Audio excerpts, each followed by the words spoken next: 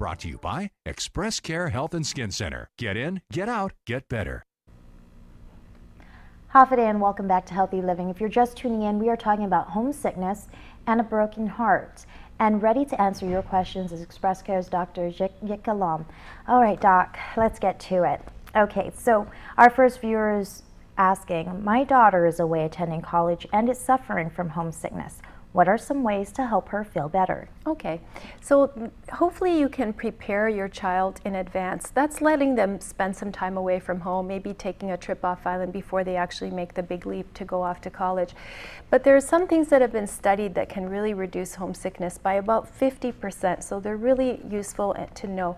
So one of the things that you can do is express confidence in your child. Don't say things like, you're leaving home, what am I going to do without you? Okay, no. Yeah, what you want to, that's worse. hard, okay?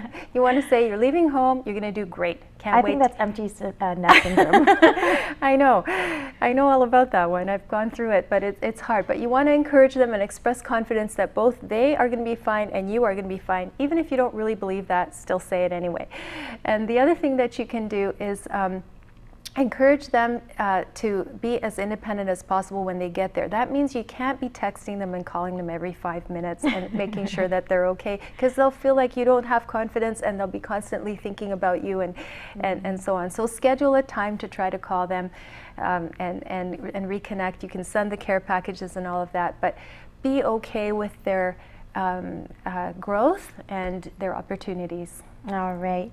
Now, our next viewer goes back to broken heart. The viewer is asking, can you actually die from a broken heart? You actually can, but you usually don't. So that's a good thing to know. It feels like you're going to die, but you're not going to. I think it's good to look at others in your circle, in your community, who have survived very difficult things and be inspired by them and ask them, how did you get through that? You know, a difficult tragedy. And they will tell you, well, at the beginning I thought I was going to die. It was so horrible.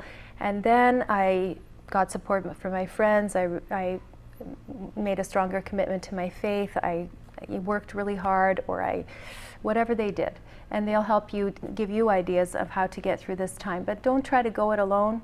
That's really very hard. Yeah, I think when you have a heart, your heart is broken, it's kind of like you go through the stages of grief. You do. Like you would go through, in a death situation. Yes, absolutely. So those stages are, denial, anger, eventually acceptance, but there's a lot of sadness along the way. Yes. Now our next viewer is asking, can obesity play a role in my chest pains?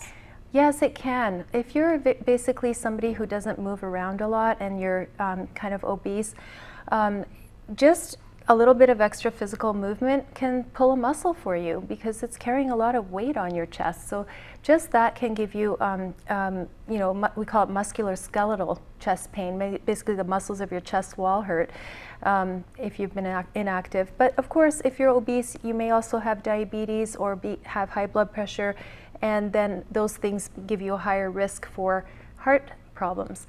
And in addition, when you're obese, you tend to have more heartburn, meaning acid reflux from your stomach, which can also feel uncomfortable in your chest. So you have a lot of reasons to lose weight. Yes, and speaking of losing weight, our next viewer is asking about diet.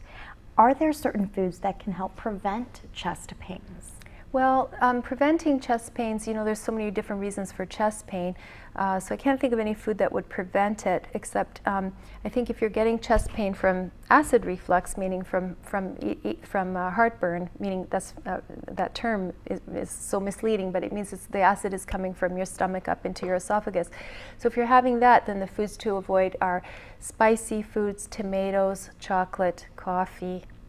Yeah. Oh, that's a lot. Those are all the good stuff. Yeah. All right. So you spoke about this earlier, and our next viewer wants to know more about angina. What is angina? Oh, angina is a medical term for pain that comes from your heart. So the heart is a muscle, and it's supplied by blood vessels, by arteries that bring oxygen to it. And if there are blockages in those arteries, then the heart muscle basically doesn't get oxygen, and it starts to scream. And when it's screaming, you feel chest pain. And that in men, that's the typical crushing chest pain that they may have when they're exerting themselves, walking or pushing the lawnmower. In women, we have very different symptoms of angina. This is really important for the ladies out there to know, is if you feel pain in your jaw, pain in your shoulder or your shoulder blade, discomfort in your neck, shortness of breath, just sweating a lot when you're exerting yourself in a weird kind of way. Of course, we perspire, but you're doing some heavy exertion, you're sweating, or palpitations. We have different symptoms, more subtle symptoms than the crushing chest pain. So how early can a person develop angina? You know, in our population here, when we have, the short answer is in their 30s in our population, definitely, yeah. We have, you know, people who are diabetic and with heart and lung problems, you know, already in their 30s. All right. Anything else you wish to add, Doc? Take care of your heart. Just protect it. Be kind to your heart. Be thankful for all the good things that it does for you. So don't hurt it by smoking, and take care of it with your blood pressure and your weight.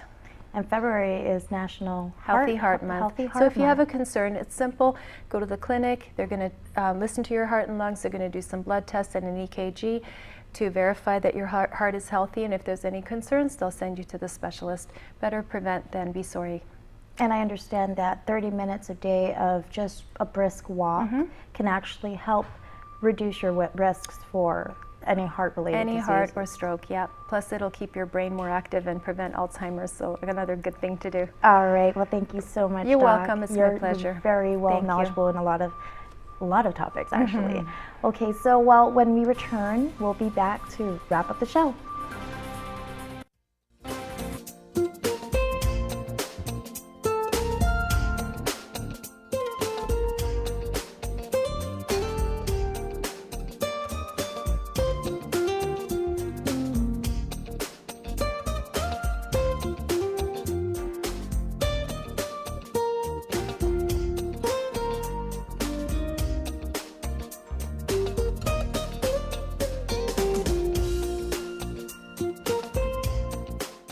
Your community calendar is brought to you by Taco Bell. Whether it's your first meal or your fourth meal, we've got you covered. Taco Bell, live Más.